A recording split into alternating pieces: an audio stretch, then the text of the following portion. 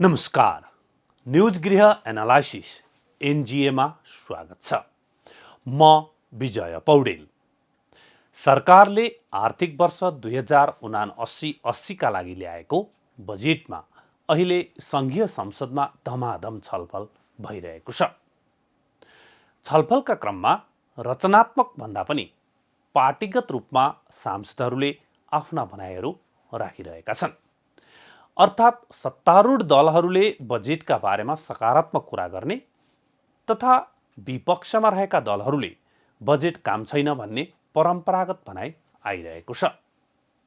तर यो गठबन्धन सरकार भएको र गठबन्धनमा रहेका दलहरूका गुट अनुसार पनि भनाइहरू आइरहेका छन्। यस क्रममा सत्तारूढ दलकै कतिपय सांसदहरूले पनि बजेटको आलोचना गरिरहेका छन्। बजेटका विषयमा सत्तारूढ र विपक्ष बहस त सधैँ चलिरहेको हुन्छ। तर निजी क्षेत्रले भने यसपालिको बजेट र यसले लिएका नीतिहरूलाई निकै आलोचना गरिरहेका छन्। पुँजी बजारका लगानीकर्ता त सडक आन्दोलनमै छन् भने उद्योगी व्यापारीहरू पनि सडक आन्दोलनमा जानुपर्ने अवस्था आएको बताइरहेका छन्। आजको एनजिएमा हामी यसै विषयमा एनालाइसिस गर्दैछौँ। यसका साथै आजको हाम्रो एनालाइसिसमा परेको छ निजगढ अन्तर्राष्ट्रिय विमानस्थल। निजगढ अन्तर्राष्ट्रिय विमानस्थलमा न्यायपालिकाको फैसला आएसँगै न्यायपालिकाको फैसला विरुद्ध कार्यपालिका र व्यवस्थापिका जसरी पनि निजगढ विमानस्थल बनाउने भनेर लागिरहेका छन्, बोलिरहेका छन्, बजेट विनियोजन गरेर अगाडि बढिरहेका छन्। तर यसमा विनियोजन भएको बजेटको विषयलाई लिएर पर्यटन मन्त्रीले अर्थमन्त्रीको कडा आलोचना गर्नुभएको छ।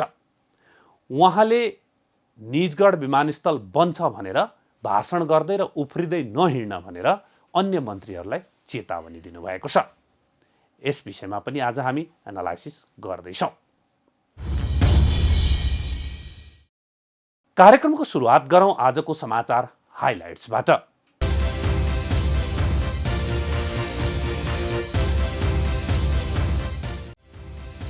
प्रधानमन्त्री, अर्थमन्त्री लगायत शीर्ष दलका सबै नेता निजगढ विमानस्थल जसरी पनि बनाउने पक्षमा।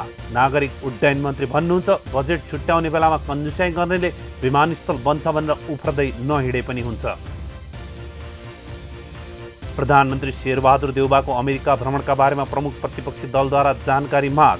सांसद प्रदीप गेवाली भन्नुहुन्छ प्रधानमन्त्रीको भ्रमण राजकीय, सद्भावना अथवा व्यापारिक कुन प्रकारको हो, संसदमा जानकारी चाहियो। आर्थिक वर्ष 2079-80 को बजेट सीमित व्यक्ति र समूहलाई मात्र प्रोत्साहन गर्ने खालको भएको उद्योगी व्यापारीको आरोप। बजेट कार्यान्वयनमा सधैँ प्रश्न, स्वदेशी उद्योगलाई धराशायी पार्न खोजेको भन्दै सबै रुष्ट। रेमिट्यान्स रकम उत्पादनशील क्षेत्रमा खर्च हुन नसकेको सरकारवालाहरूको भनाइ। अनौपचारिक क्षेत्रबाट आउने रेमिट्यान्सलाई पनि नियमित गर्न सके देशभित्रै रोजगारी सृजना र आर्थिक समृद्धिमा टेवा पुग्नेमा जोड। आइसिसी क्रिकेट विश्वकप लिग 2 अन्तर्गत नेपाल र अमेरिका बीचको खेल बराबरीमा समाप्त।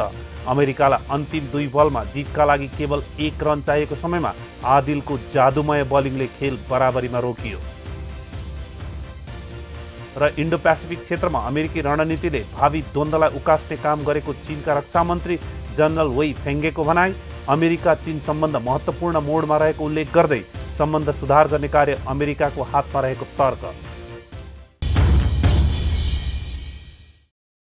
बजेटमा लिइएको महिलाले मेन्सुरेसन अर्थात् रजस्वलाको समयमा प्रयोग गर्ने स्यानिटरी प्याडमा 90% भन्सार छुटको नीतिलाई सुरुमा सबैले स्वागत नै गरे। महिला स्वास्थ्यका लागि स्यानिटरी प्याड निशुल्क हुनुपर्छ भनेर विगतदेखि नै आवाज उठ्दै आएको हो। तर जब प्रधानमन्त्रीका नातेदार अर्थात् छोरा जोडिएको कम्पनीले स्यानिटरी प्याड आयात गर्ने र त्यसका लागि 90% छुट दिएको भन्ने समाचार बाहिरियो, त्यसपछि यसको आलोचना हुन थाल्यो। स्यानिटरी प्याडमा दिइएको भन्सार छुटले स्वदेशी व्यापारीहरू मारमा पर्ने उद्योगी व्यवसायीको गुनासो छ। प्रदेश नम्बर 1 का उद्योगी व्यापारीहरूले त प्रधानमन्त्री शेरबहादुर देउबा तथा अर्थमन्त्री जनार्दन शर्मालाई भेटेरै यस विषयमा गुनासो गरिसकेका छन्। उद्योग संगठन मोरङ, मोरङ व्यापार सङ्घ र नेपाल उद्योग परिसङ्घको प्रदेश नम्बर 1 का प्रतिनिधिले आर्थिक वर्ष 2079-80 को बजेटले वायर, घिउ, तेल र स्यानिटरी उद्योगमा नकारात्मक प्रभाव पारेको भन्दै अर्थमन्त्री शर्मा समक्ष गुनासो गरेका छन्। उद्योग संगठन मोरङका अध्यक्ष नवीन रिजालले सरकारी नीति आउँदा आत्मसात गर्ने वातावरण बनाइदिन आग्रह गर्नुभएको छ। बजेट आउँदा व्यवसायीले मुक्त कण्ठले प्रशंसा गर्ने स्थिति आओस् भन्दै उहाँले व्यवसायीका कुरामा पनि नीतिले साथ दियोस् भन्नुभएको छ। यस्ता विषयमा बजेट आउनु अगाडि नै छलफल हुनुपर्नेमा सरकार अझ गरेर अर्थमन्त्री सीमित स्वार्थी समूहको घेराबन्दीमा पर्दा कहिल्यै त्यस्तो हुन सकेको छैन। पूर्वका उद्योगी व्यापारीसँगको भेटमा अर्थमन्त्री शर्माले बजेटले स्वदेशी उद्योगलाई उच्च प्राथमिकता दिएको बताउनु भएको छ। उहाँले विवादित स्यानिटरी प्याडमा भन्सार छुटको विषयमा गौरव गर्दै महिलालाई राहत हुने गरी स्यानिटरी प्याड आयातमा ठुलो भन्सार छुट उपलब्ध गराएको बताउनु भएको हो। तर यसमा व्यापारीहरूले स्वदेशी उद्योगलाई मर्का पर्ने गुनासो गरेपछि यस्तो छुटले स्वदेशी उद्योगलाई केही समस्या भएको भए समाधान निकाल्न तयार रहेको अर्थमन्त्रीले नै बताउनु भएको छ। अर्थमन्त्रीकै यो भनाइबाट के थाहा हुन्छ भने स्यानिटरी प्याडमा भन्सार छुटको निर्णयले स्वदेशी उद्योगलाई मर्का पर्ने निश्चित छ। बजेटको विषयमा पूर्वका उद्योगी व्यवसायी मात्रै होइन, अरू धेरैको पनि गुनासो छ।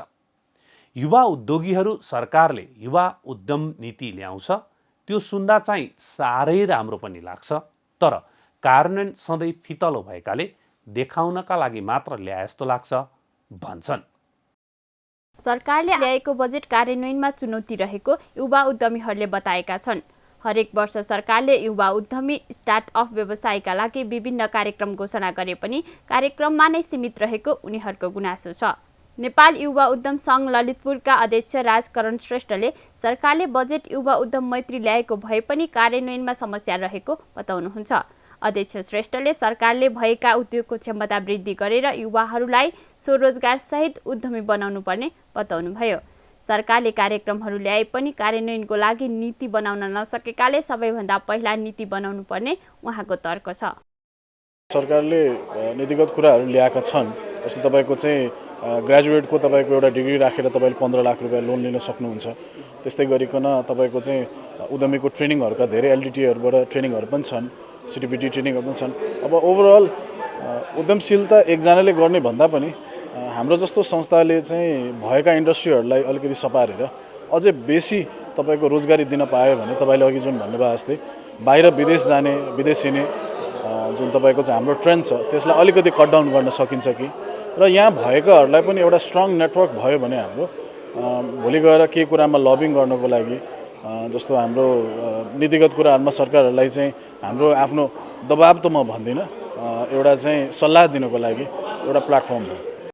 युवा उद्यमी आभूषण ज्योति कञ्चाकारले युवा उद्यमी र उद्यमका लागि राम्रो बजेट आए पनि कार्यविधि बनाएर कार्यान्वयन गर्न सके मात्रै राम्रो हुने बताउनुहुन्छ। कञ्चाकारले सरकारले बजेट ल्याएपछि खर्च गर्न सक्नुपर्ने भन्दै बजेट युवा उद्यमीहरूलाई देखाउनका लागि राम्रो भए पनि वास्तविकतामा केही नभएको गुनासो गर्नुभयो। बजेट चाहिँ बनाएको छ सिंगल भिजनबाट होइन, तर धेरैवटा भिजनलाई हेरेर बनाउनु भएको छ। कोसिस राम्रो छ जस्तो लाग्छ, तर धेरै कन्ट्राडिक्टरी पनि छ। कहीँ चिज एउटा गर्न खोज्नु भएको छ भने कहीँ न कहीँ अर्को चिज गर्न खोज्दाखेरि त्यसलाई नै मिच्नु भएको छ कुनै।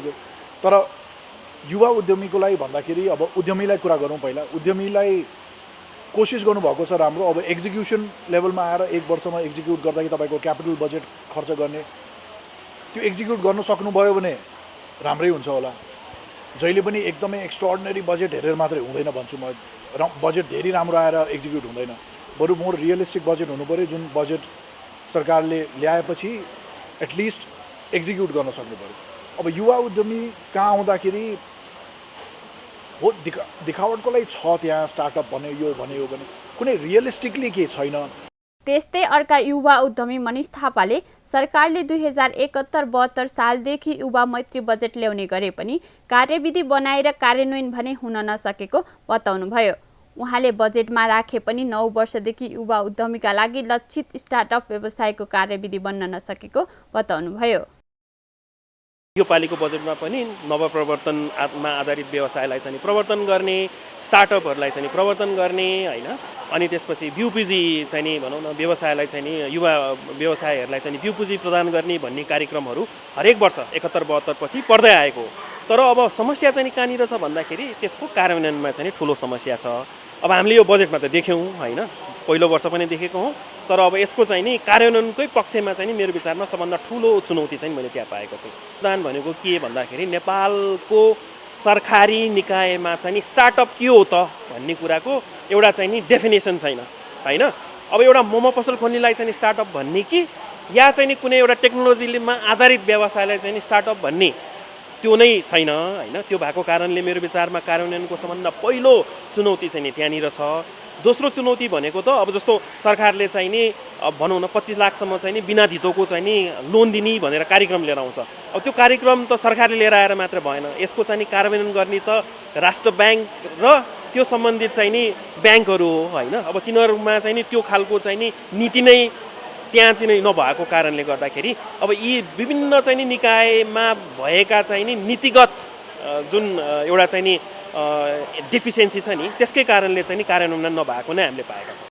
युवा उद्यमी निकिता राज भण्डारीले स्टार्टअप व्यवसायमा विदेशी लगानी धेरै आउन पाउने व्यवस्था बनाएर सीमा कम गर्न माग गर्नुभयो। उद्यमी भण्डारीले महिलालाई उद्यमशील बनाउन विभिन्न आरक्षण ल्याउन आवश्यक रहेको पनि बताउनुभयो।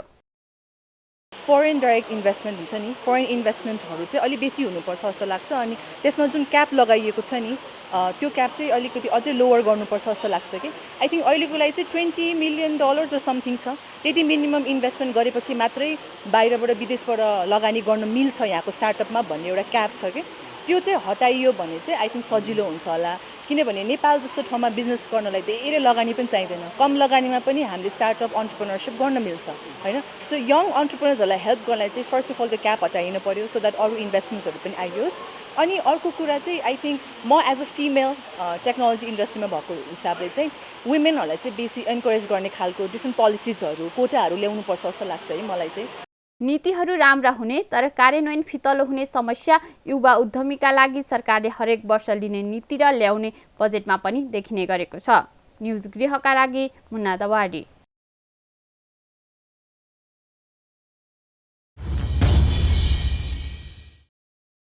युवा उद्यमी तथा प्रदेश 1 का उद्योगी व्यापारीको यति धेरै गुनासो हामीले सुनिहाल्यौँ।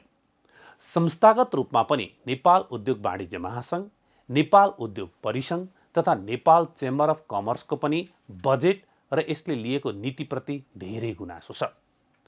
उनीहरूले रसुवा र तातोपानी नाका खोल्न चीनसँग पहल गर्न नसकेको, बजेटमा व्यापार व्यवसाय र उद्योगहरूलाई प्रोत्साहन दिने भने पनि केही व्यक्ति विशेष र केही समूहलाई मात्रै प्रोत्साहन हुने गरी बजेट आएको भन्दै कडा आरोप लगाएका छन्। यहाँ यो कुरा दोहोऱ्याउनु उचित हुन्छ। उद्योगी व्यापारीहरूको आरोप छ यसपालिको बजेटमा केही व्यक्ति विशेष र केही समूहलाई मात्रै प्रोत्साहन हुने गरी बजेट आएको छ। यी व्यक्ति विशेष र समूह को हुन् समाचारमा धेरै कुरा बाहिर आइसकेका छन्। बजेटमा राज्य सत्तामा पहुँच पुर्याउने सीमित व्यक्ति र व्यापारिक समूहले हरेक वर्ष फाइदा लुट्दै आएको गुनासो सधैँ आउने गरेको छ। रसुवा तथा तातोपानी नाका बन्द भएकाले व्यवसायीले भारतको कलकत्ता हुँदै सामान आयात गर्नुपर्दा निकै शास्ति खेपिरहेका छन्। नेपाल हिमाल सीमा पार वाणिज्य सङ्घको 22औं वार्षिक साधारण सभामा व्यापारीहरूले नेपाल सरकारले चीनसँग पहल गरेर तत्काल रसुवा र तातोपानी नाका सञ्चालनमा ल्याउन माग गरेका छन्।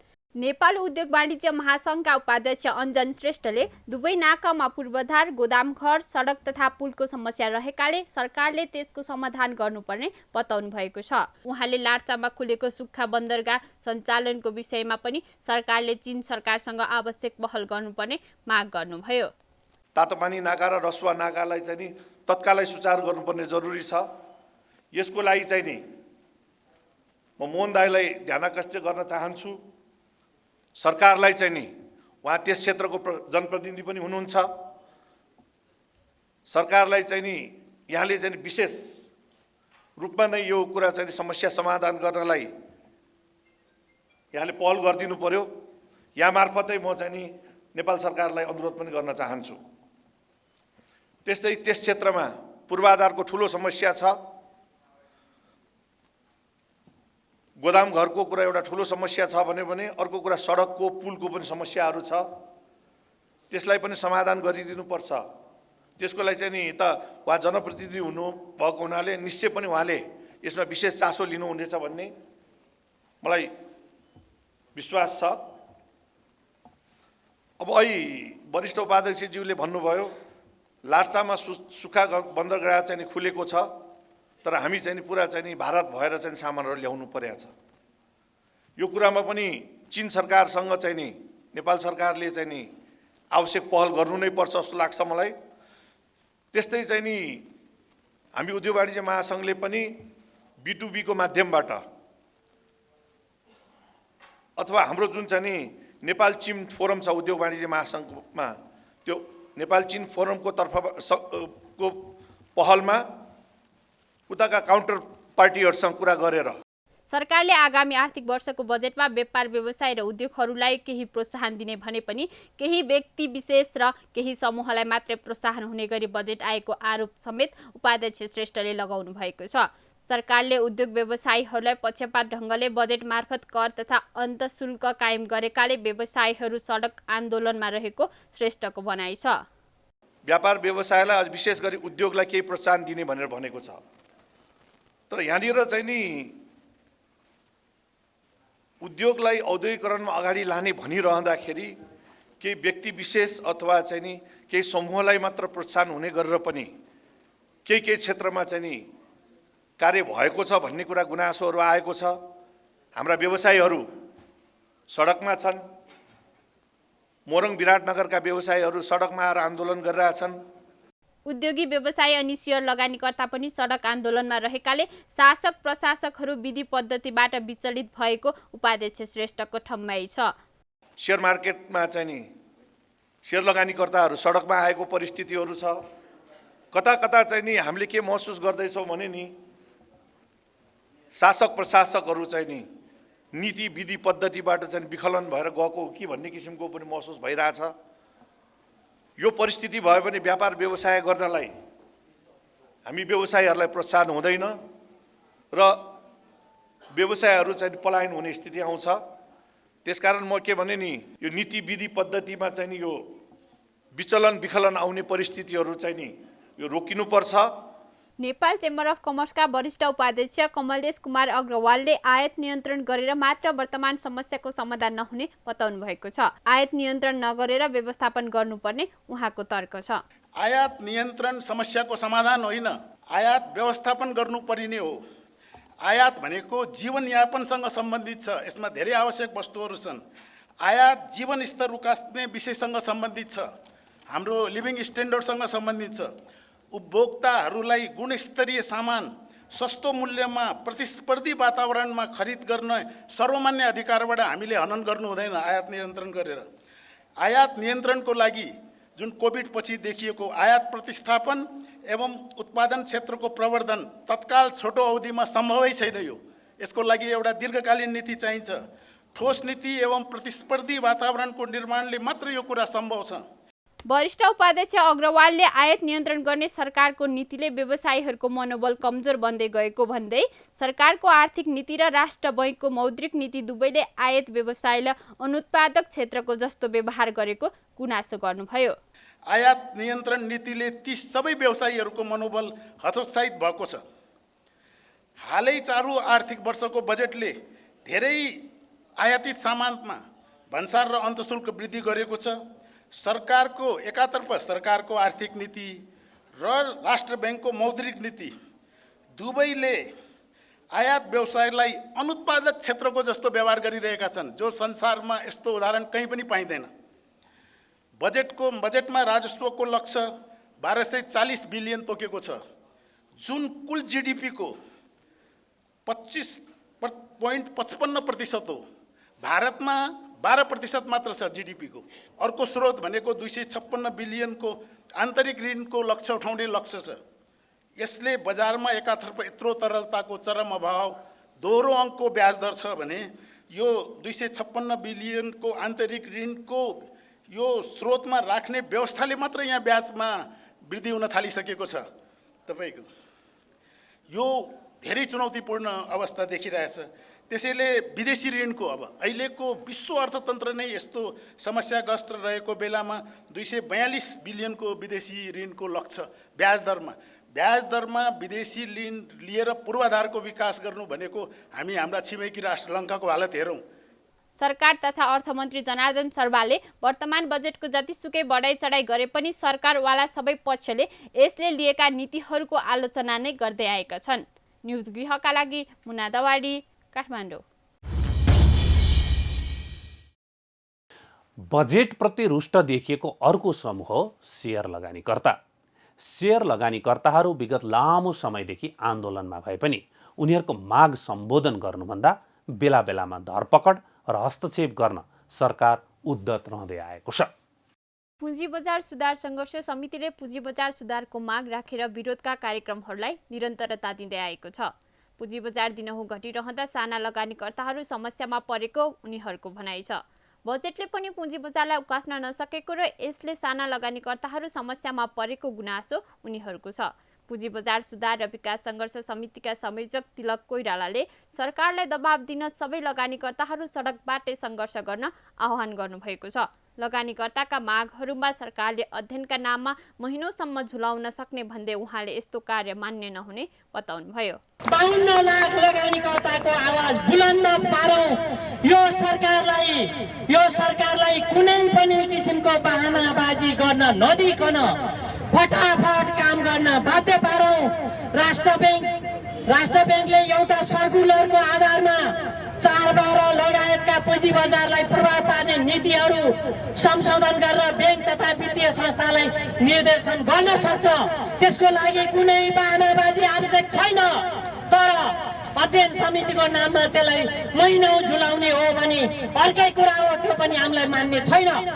एनआइएफ नेपाल इन्भेस्टर्स फोरमका अध्यक्ष तुलसीराम ढकालले विभिन्न नीतिका कारण पुँजी बजार तहस नहस हुन पुगेको बताउनुहुन्छ। राज्यले निम्ताएको परिस्थितिका कारण लगानीकर्ताहरू सडकमा पुग्नु परेको उहाँको भनाइ छ। यहाँ तपाईको पोलिसीको नाममा विभिन्न नाममा चाहिँ तपाईको मार्केटलाई तहस नहस बनाइन्छ। हामी आज मार्केट झरो भनेर यो सडकमा आएको होइनौँ। विगत तपाईको के छ भने 1 वर्ष अगाडिदेखिका पोलिसीको कारणले गर्दाखेरि मार्केट तहस नहस भएको छ। यो कसले गर्ने? मान्छे लाखौं लगानीकर्ता 15 लाख लगानीकर्ता रोडमा आएका छन्। यसको जवाब कसले दिने? लगानीकर्ताहरूले पुँजी बजारमा राम्रो नीति नियम पूर्वाधार प्रविधि ल्याएर बजारलाई अन्तर्राष्ट्रिय स्तरको बनाउनु पर्ने र पुँजी बजारलाई अर्थतन्त्रको ऐनाको रूपमा बनाउनु पर्ने भन्दै पटक पटक आवाज उठाउँदा पनि सुनवाई नभएकोले आन्दोलन गर्न बाध्य बन्नु परेको बताएका छन्। पुँजी बजारको महत्त्व र अर्थतन्त्रमा पुँजी बजारले खेल्ने भूमिकालाई सरकारले बुझ्न नसक्नु ठूलो कमजोरी भएको लगानीकर्ताहरूको भनाइ छ। हामी चाहिँ आज नियमनकारी निकायले गरेर खास गरिकन सेबेन, राष्ट्र ब्याङ्क, नेप्से, अर्थ मन्त्रालय विभिन्न नियमनकारी निकाय र उनीहरूले गरेर हामी लगानीकर्ता एउटा पुँजीपति, हामी चाहिँ एउटा व्यापारी उद्योगपतिहरू आज हामी संसद भवनको अगाडि सडकमा बस्न बाध्य भएछौँ। यो कुराहरू तपाईँहरू नबिर्सिनुहोस् होइन। हामीले यो कुराहरू एकदम ध्यानले, यो केही समयको हाम्रो दुःख हो, यो छिटो अगाडि बढ्नेछ। 1 हप्ता 10 दिनभित्र तपाईँले राम्रो कुरा सुन्नुहुन्छ भन्ने मैले पुरा आशा छ। कुरा तातिरहेको छ, बढिरहेको छ, अगाडि धेरै अगाडि कुराहरू बढिसके यसमा।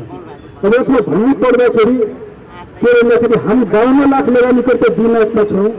42 लाख लगानीकर्ता मेरो सेयर लिएछन्। 26 लाख लगानीकर्ताहरू तपाईँको अनलाइन आइपिओ भरिरहेछन्।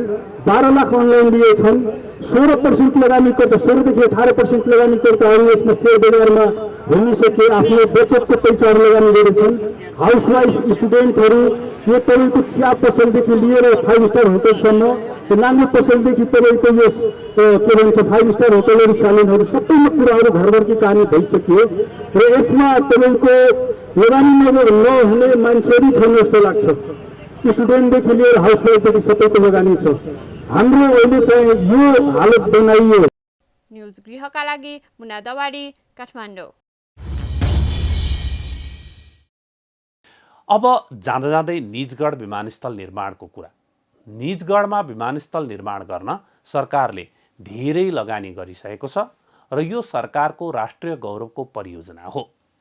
तर यी सबैको व्यवस्था गर्दै सर्वोच्च अदालतले विमानस्थल निर्माणको सम्पूर्ण कार्य रोकिदिएको छ।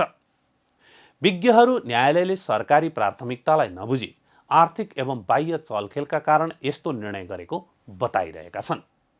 विज्ञहरूको यो कुरामा सरकारको पनि समर्थन देखिन्छ। त्यही भएर न्यायपालिकाको आदेशका बावजुद कार्यपालिका र व्यवस्थापिकाले विमानस्थल निर्माणको कार्य अगाडि बढाइरहेका छन्। यसले न्यायपालिका विरुद्ध कार्यपालिका र व्यवस्थापिका देखिएका छन्। न्यायपालिका विरुद्ध कार्यपालिका र व्यवस्थापिका आम्ने सामने भइरहेका बेला मन्त्री परिषद भित्रै पनि यो विषयलाई लिएर प्रधानमन्त्री र अर्थमन्त्री एकातिर भएका छन् भने पर्यटन मन्त्री प्रेमबहादुर आले निजगढ विमानस्थल बन्छ भनेर भाषण गर्दै नहिँड्न चेतावनी दिएर अर्को कित्तामा उभिनु भएको छ। उहाँको गुनासो छ रकम छुट्याउने कम अनि विमानस्थल बनाउने भनेर गफ दिने।